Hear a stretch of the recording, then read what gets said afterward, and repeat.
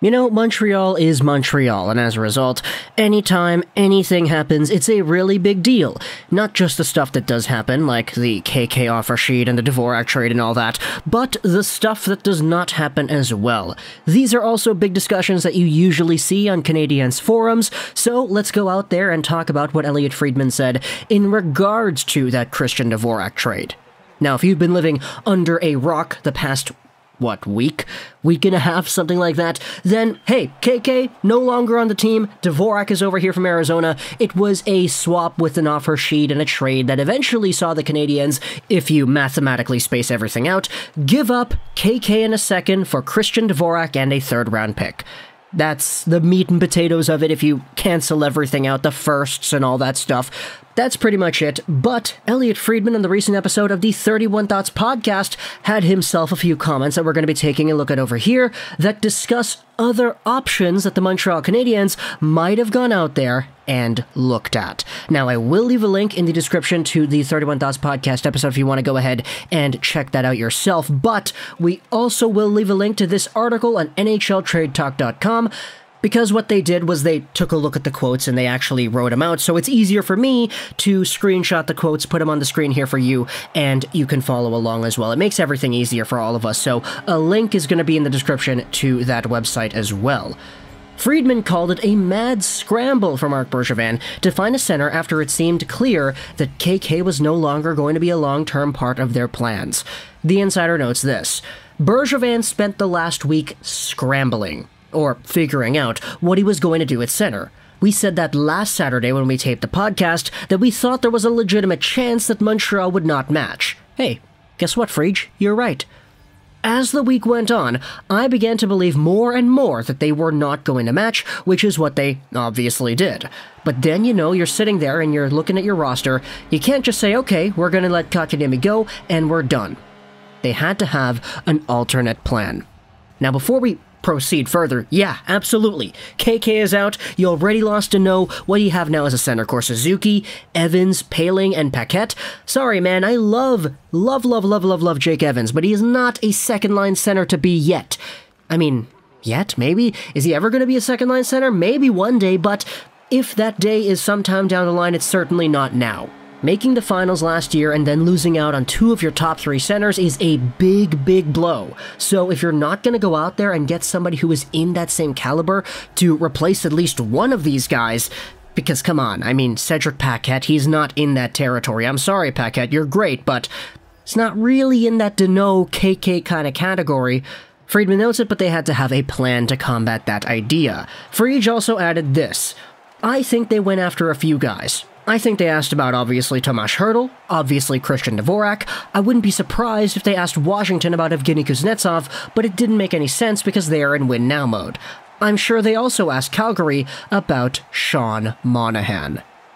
So let's go over three of these individual players over here and how the Canadiens might have, maybe, who really knows, potentially asked about these guys as well, before ultimately settling with the Arizona Coyotes on Christian Dvorak on a trade that was kind of leaked into Twitter a few days before it happened. So, going over these guys, let's start in a little bit of a weird order. Let's talk about Sean Monahan first. Mostly because Sean Monahan is the guy that we already discussed in a previous Montreal Canadiens video. If you want to go ahead and look at that video yourself, you can go ahead and feel free to do that. It was a discussion talking about the Calgary Flames and the entire situation with Gaudreau and Monahan and trades and the fan base's reception of these players because, hey, they didn't show up in the playoffs and all that stuff. Sean Monahan's a guy who is pretty interesting because he's making a similar cap hit to KK. 6.3 for the next 2 seasons, and he's a little bit older. But he is a lot more proven than Jesperi Kotkaniemi had been. I said in the video previously that Sean Monahan was the closest monetary comparable if you want to go ahead and take a look at just the dollar-for-dollar value, because Tomas Hertl, he's a little bit cheaper, he's 5.6 until 2022, and you have Evgeny Kuznetsov, who's a little bit more at 7.8 until 2025. Sean Monahan's in that weird spot where a lot of people in Calgary don't really know if he's the guy anymore to be this #1 center. He had some really good performances from guys like Elias Lindholm, who can play center, as well as Mikael Backlund. Sean Monahan, he was disappointing in the previous season. People were kind of up and down on him the previous few years, actually, which makes things a little bit more complicated. But if Sean Monahan was indeed on the block, you can bet your behind that Marc Bergevin would have, at the very least, made a pitch. Would it have worked, though? I said in the video previously that I thought it would have because, hey, if you're going to get Sean Monahan, he's going to play, at the very least, with any one of Josh Anderson, Tyler Toffoli, Cole Caulfield, maybe Brendan Gallagher, all very capable goal-scoring players. And Monahan, who excels as an all-around offensive goal-scoring playmaking threat, can probably mesh really well with that system, and I thought it would have been a good fit. He's a lot more deserving of that $6 million price range than Jesperi Kotkaniemi is at the moment, but of course KK still has a brighter future ahead because Monahan is indeed 26. So the fact that the Habs got a cheaper deal in Dvorak is a lot more beneficial for the cap, and you could argue that Dvorak has a lot more to prove at the NHL level because he's been playing on Arizona this entire time. As for Tomas Hertl, take a look at the San Jose Sharks player over here. He's in a weird spot because he's 27, so he's older than Monahan. He's making 5.6 until the end of this season, and he's been in the position where all the rumors have come about that he is actually unhappy being with the Sharks because of how they have handled the Evander Kane situation. There was the entire rumor coming about as to whether or not Tomas Hertl would have wanted out because Kane was still on the team, but Hertl, if you take a look at what he is at his best, he is a powerful scoring player. 74 points, 77 games played in 2018-19. He was a beast, and this season he had 43 points in 50 games played as a center on that squad. Hey, the Sharks are getting a little bit older. You still have the younger guys that are coming in, but those long, big contracts for Burns and Vlasic and Karlsson, they're not going to expire anytime soon, so it's pretty ugly for the San Jose Sharks, to be honest. But you still have these guys like Tomas Hertl who might be on their way out because they're unhappy with the organization, and because Hertl is probably the guy with some of the best statistics on here compared to the money he makes, he has been involved in a lot of discussions with trade rumors and fans asking whether or not their hockey team should go out there and get Tomas Hertl, because if he's unhappy, you might be able to get him on a discount. Hertl, in my opinion, if you compare him to Monahan, Dvorak, and Kuznetsov, he's probably the best pound-for-dollar kind of player out there. Quite literally, because he's 220 pounds, 6'2", but he goes out there and he scores a boatload of points.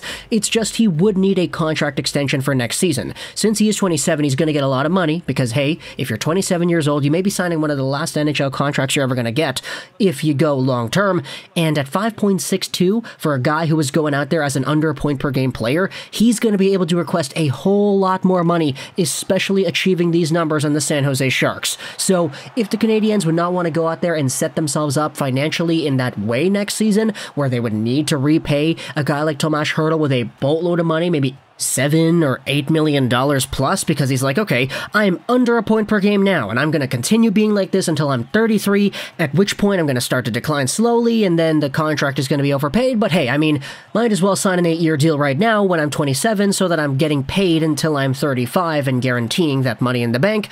It's kind of the philosophy of older NHL players who are in the middle of their primes who are going to get paid soon.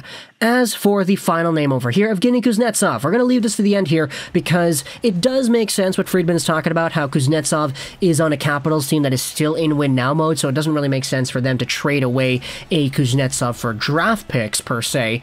But he's making 7.8 till 2025, he's 29 years old right now, and we mostly know that Evgeny Kuznetsov can be a better player than what he has shown off recently with the Washington Capitals, where he had 29 points in 41 games played this previous season. He is over a point per game at his best, at 32 points in 24 games played in the postseason at his very, very best, and he is the Eagle that went out there and absolutely just took over Washington with fantastic playmaking ability and goal scoring as well. You take a look, though, at the substance issues and the suspensions and all that stuff, and you start to wonder what's going on here with Kuznetsov. Capitals fans the past few months have been questioning his engagement to the game now that they've won a cup. where has that gone? And I think questions like those are things that Marc Bergevin would really want to stay away from, just from the way that Bergevin likes to go out there and build a hockey team. I'm not really too sure this would have been the guy that he would have wanted to go after, especially when you factor in what the Capitals are as a hockey team and where they are in terms of their status. They still want to go out there and get Ovi a whole bunch of goals, and they're going to need guys to do that. And a guy like Kuznetsov can definitely help out a lot more than a first and a second would have for 2022 or 2023 or 2024 or whatever. So it makes sense why they didn't do it, but talk to me in the comments, though, either way, what do you think about these three guys over here? Monahan, Hertl, Kuznetsov. If you consider the contracts, do you think Dvorak is the best out of these four? Talk to me in the comments, what do you think for the Canadiens? I hope you enjoyed this episode of 99. And bye.